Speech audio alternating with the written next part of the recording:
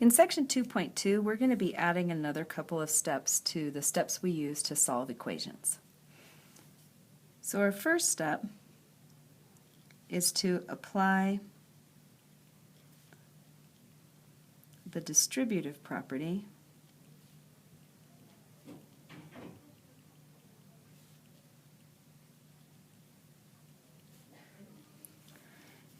to get rid of all of the parentheses that might be in our problem. Then we're going to use the property, the additive property, or the property of addition and subtraction, to get all of our x terms to one side. So add, subtract variable terms.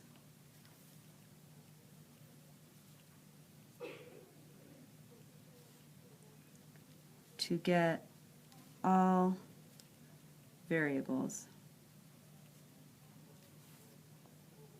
on one side. Our third step will be to combine like terms. And then our last three steps will be the same three steps that we did on the previous simpler equations. Get rid of addition and subtraction using the addition and subtraction property of equality, and get rid of multiplication and division, and then, as always, check your answer to make sure that it's correct. So let's try a couple. In this first problem, we don't have any parentheses that we have to get rid of, so there's no use for the distributive property. And we already have all of our variable terms on the left side. So we can move down to step 3 and combine our like terms. Combining the 9b and the negative 3b to get 6b, and then combining the negative 8 and the positive 5 to get negative 3. Now this equation looks very much like the ones we already solved in section 2.1. I'm going to add 3 to both sides to get 6b equals 24. Then divide 6 on both sides to get b equals 4. When I check this, I need to put the 4 in place of all the b's in my equation.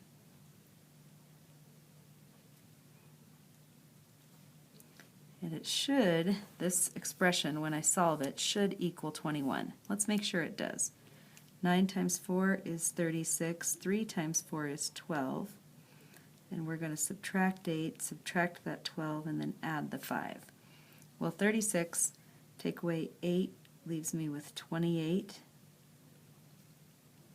minus another 12 will leave me with 16, which when I add 5, does equal 21, just in time before I ran out of room. Looking at a problem with parentheses, we'll use the distributive property to clear the parentheses. So remember, the distributive property is the one that gives us a detour when we're not able to do what's inside the parentheses. Since we don't know how much r is worth yet, we can't subtract it from 2. So we're using this distributive property to get around that. So we'll do 7 times 2 is 14, minus 7r, minus 2 times 3 is 6r, and this minus needs to go with the 2 when we multiply by the 8. So it's actually going to be a minus 16 over here on this side. Now we're going to we can skip the step of moving all variables to one side since all of our variables are already on the left, and work to combine like terms. A negative 7r minus 6 more r gives us negative 13r, and a positive 14 and a negative 16 will leave us with minus 2.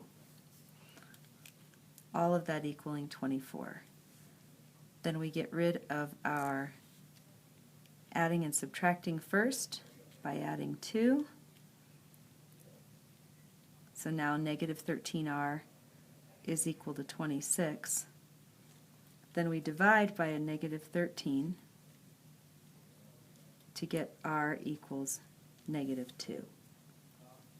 Checking this problem, without a lot of room, 7 times 2 minus negative 2 minus 2 times 3 times negative 2 plus 8 should equal 24. So if we work inside the parentheses first, we don't need the distributive property now that we know what these values are. So 2 minus a negative 2 is going to leave us with 4 to multiply by our 7. And inside these parentheses, 3 times a negative 2 will give me negative 6, which when added to 8 is a positive 2. Now I'll do my multiplication.